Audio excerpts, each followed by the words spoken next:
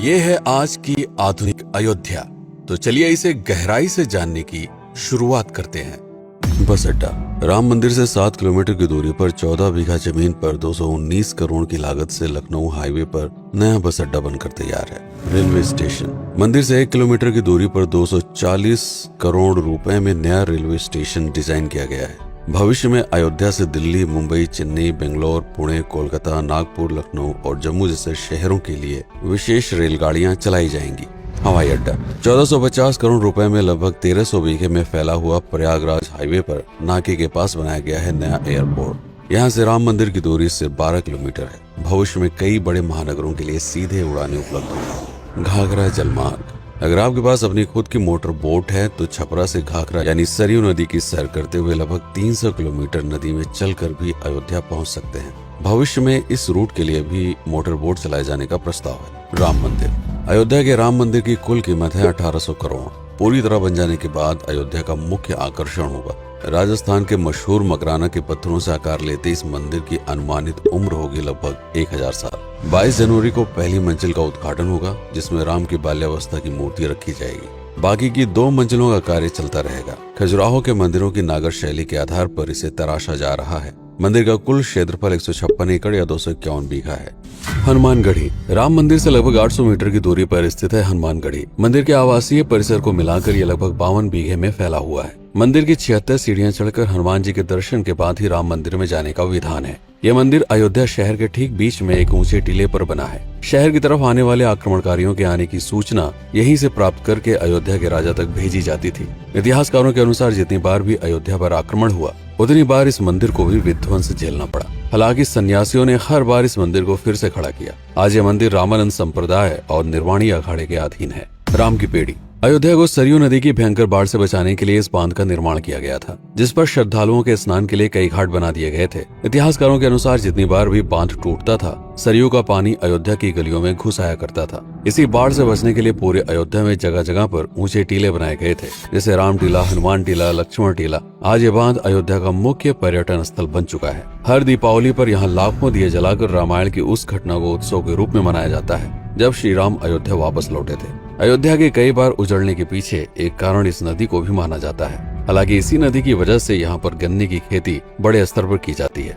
लता मंगेशकर चौराहा। नया घाट और बस स्टैंड के पास ही अयोध्या का मुख्य चौराहा 6.7 करोड़ रुपए में बनकर तैयार हुआ है। पद्मश्री से सम्मानित राम सुथार जी ने 2 माह के कठिन परिश्रम के बाद इस 40 फीट लंबी वीणा को आकार दिया। 14 टन की इस वीणा को लता जी के स्मृति चिन्ह के रूप में यहाँ पर लगाया गया है। इसीलिए इसका नाम नया घाट चौराहे से बदलकर लता मंगेशकर चौराहा कर दिया गया है। धर्मपथ। नया घाट से कुछ पहले सड़क के दोनों तरफ 30 फीट ऊंचे 40 सूर्य स्तंभ लगाए गए हैं, जिसे धर्मपथ का नाम दिया गया है, जो श्री राम के राजकुल सूर्यवंश का प्रतीक है।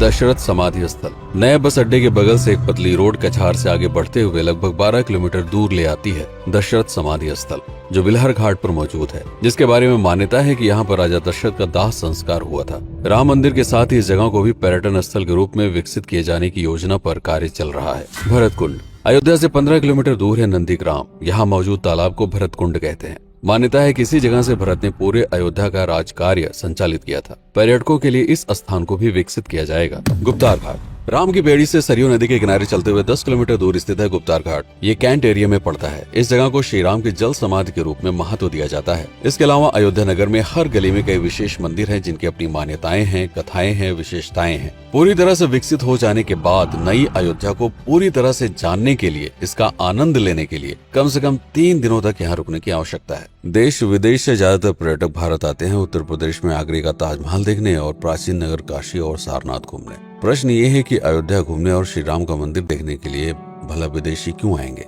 और इसका कारण है भारत में लिखी गई राम कथा की सबसे पहली और प्राचीन पुस्तक रामायण। भारत में रामायण के अलावा कंबोडिया में रीमकेर, थाईलैंड में रामकियन, जो कि वहाँ की राष्ट्रीय पुस्तक है, इंडोनेशिया में ककनिक, नेपाल में भानुभक्त रामायण जैसी पुस्तकों में वाल्मीकि की रामकथा से प्रेरणा लेकर इसे अपने अपने देश की संस्कृति के हिसाब से फिर से लिखा गया है। पात्रों के नाम, कुछ नई घटनाओं के अलावा मूल रामकथा सभी में एक जैसी है। इसके अलावा भारत में ही रामकथा को लेकर संस्कृत में 7 संस्करण, हिंदी में 3 संस्करण, गुजराती में 47, उड़िया में 14, तेलुगु में 5, कन्नड़ में 4 और अन्य भाषाओं में लगभग 17 संस्करण मौजूद है। इसके अलावा लिखे गए नाटक, कविताएं आदि को भी अगर मिला दिया जाए तो इस दुनिया में 300 से अधिक तरह से राम कथाएं बार बार लिखी गई हैं। इन सभी राम कथाओं पर कई विशेषज्ञों ने समय समय पर अध्ययन किया और अपने विचार दिए।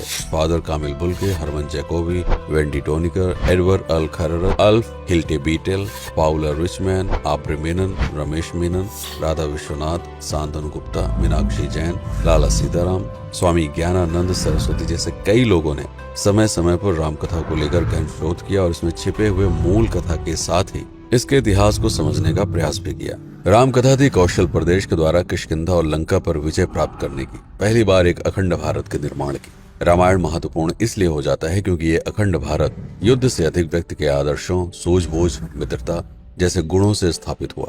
रामायण एक ऐसा डॉक्यूमेंट है जो ये समझाता है कि भारत पहली बार एक कैसे हुआ। इसलिए ये गाथा न तो कभी भुलाई जा सकती है और न ही कभी मिटाई जा सकती है। और आज की अयोध्या उसे अखंड भारत का एक प्रतीक है, अपनी संपन्नता के कारण जिसने समय समय पर बाहरी आक्रमणकारियों का भी सामना किया। अयोध्या की इसी संपन्नता ने यहाँ पर मुगलों को भी आकर्षित किया। महात्मा बुद्ध भी यहाँ पर रुके, सिखों के गुरु साहब भी आए और जैन धर्म के तीर्थंकर भी।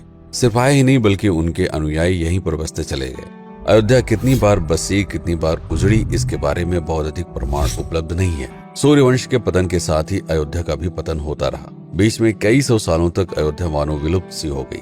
इसका कारण क्या था, इसका कोई प्रमाण नहीं है। अयोध्या को फिर से खोजकर उसे स्थापित करने में बार बार राजा विक्रमादित्य का नाम आता है, लेकिन विक्रमादित्य एक उपाधि है जिसे कई राजाओं को दिया गया था। तो ये कहना मुश्किल है कि किस कालखंड के कौन से राजा ने ये कार्य किया। कुछ विशेषज्ञों का मत है कि यह काम उज्जैन के राजा विक्रमादित्य ने किया होगा। नंदवंश, मौर्य वंश, शुंग वंश, गुप्त वंश आदि के साम्राज्य में भी अयोध्या का वर्णन प्राप्त होता है। सबसे बड़ा विध्वंस हुआ 1527 के आसपास बाबर के कार्यकाल में, जब राम मंदिर को ध्वस्त कर बाबरी मस्जिद स्थापित की गई। सन 1722 में बंगाल के नवाब अलीवर्दी खान ने व्यापार के नजरिए से राम मंदिर से कुछ किलोमीटर की दूरी पर एक नया शहर बसाने की शुरुआत की।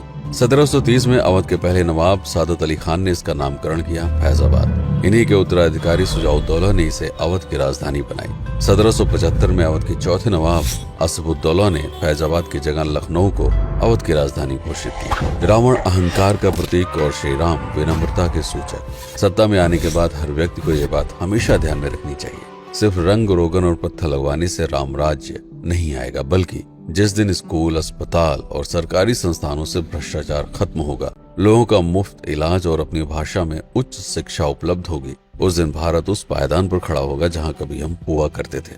रामायण अहंकार पर विनम्रता की विजय है। अयोध्या को अगर पर्यटन स्थल का केंद्र बनाना है तो इस आधार पर बसाना होगा, राम राज्य लाना होगा, राजनीति नहीं। यदि इस वीडियो में कोई त्रुटि हुई हो तो उसके लिए क्षमा करें। वीडियो पर समय बिताने के लिए आपका बहुत बहुत धन्यवाद। मैं हूं पीके सिंह और आप देख रहे हैं प्रतापगढ़ हब। जय श्री राम, जय अवध, जय भारत।